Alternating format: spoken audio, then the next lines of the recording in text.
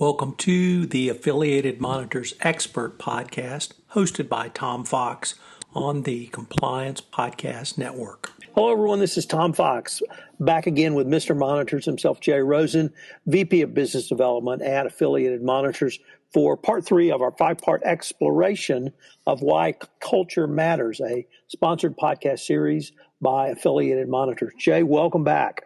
Thanks, Tom.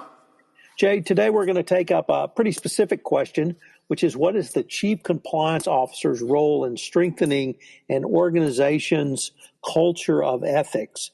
So how does, you talked about quite eloquently the role of senior management, starting at the board of directors down to the C-suite level in this, but what is the responsibility, or I guess I should say, who bears the responsibility for culture in an organization? Yeah, I'm looking forward to this podcast today. To answer that question, Tom, or to start to put our arms around it, let's consider that there are multiple levels of roles for those within and outside the corporate compliance function in any organization. They include the Chief Compliance Officer, regular compliance practitioners, and the compliance function itself. The question we want to look at today is, what is the role of corporate compliance, the corporate compliance function itself, in strengthening the ethical culture of an organization? And it all begins with the response to a simple question: who owns culture in the organization?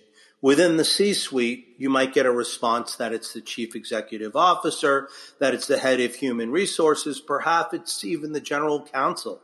These disparate responses underscore the uncertainty of who really bears the responsibility for culture.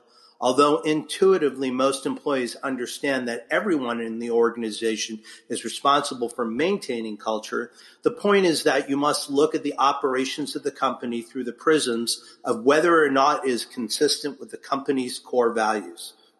Most of the time, the duty will fall upon the CCO. This means that the Chief Compliance Officer and the entire compliance function need to be able to coordinate the various inputs and support mechanisms that guide employee behavior. Jay, is it fair to say that the CCO is the face of the ethics program for the company, or is that really an unfair characterization of a corporate chief compliance officer? No, I think you've hit it right on the nose, Tom. It's really important for the CCO to be proactive in the role of shaping ethical culture, separate and apart from the role of running investigations or root cause analysis or ongoing monitoring. The CCO should work to eliminate any and all barriers to aid in driving business success rather than being perceived as the traditional department of no. The CCO can work to coordinate all the activities relating to building culture in an organization. Let's have a couple of examples. First, in the area of hiring and recruiting, obviously the nuts and bolts of this process is run by HR, but the CCO can create a culture where the organization would only hire the right type of persons as employees. These hires would have an attitude and core values that are consistent with your company. The CCO can work to make sure that they understand the organization's position with regard to fraud and other misconduct, and that this is incorporated into the interview process. Once a new employee is hired, the onboarding and training begins. Jay, you just mentioned the hiring process, and generally HR is, if not leading the hiring process, a very big part of that. So does that mean the responsibility extends beyond the Chief Compliance Officer to get HR, to get other corporate disciplines and functions involved? Yeah, I think it truly does, Tom. As you said, HR has the prime leadership in those areas, but the CCO, or the corporate compliance function, should also maintain a lead role to make sure that new employees understand their responsibilities, especially in critical areas. Further, it's a serious lapse if the compliance function does not make clear that the company is quite serious about its code of conduct and that employees follow it and not violate it going forward.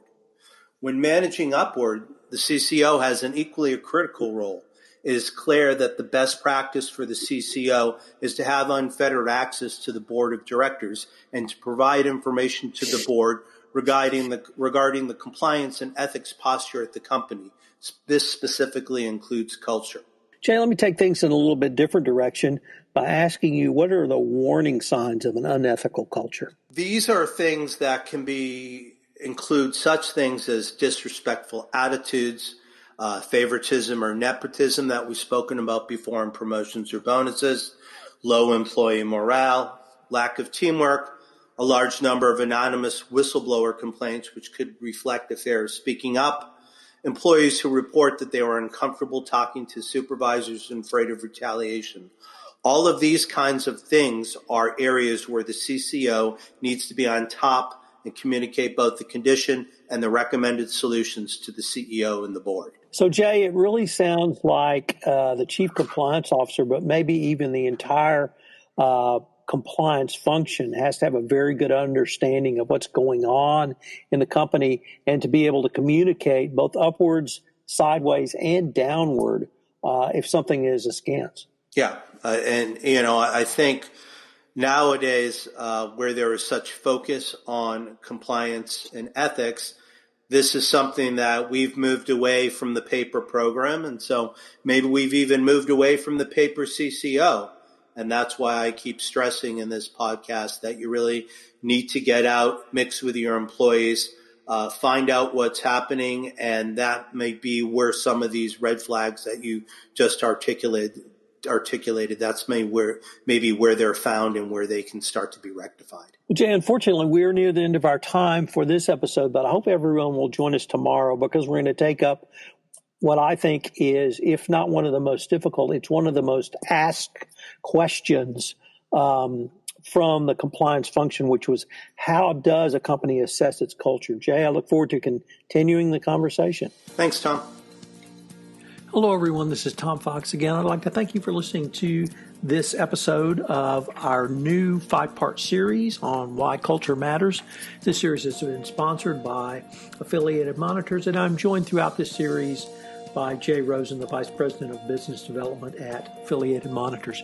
If you have any questions of Jay, you can reach him at jrosen@affiliatedmonitors.com.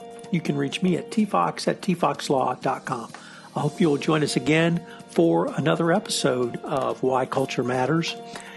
This special 5-part podcast series has been a special presentation of the Compliance Podcast Network. Thanks for listening.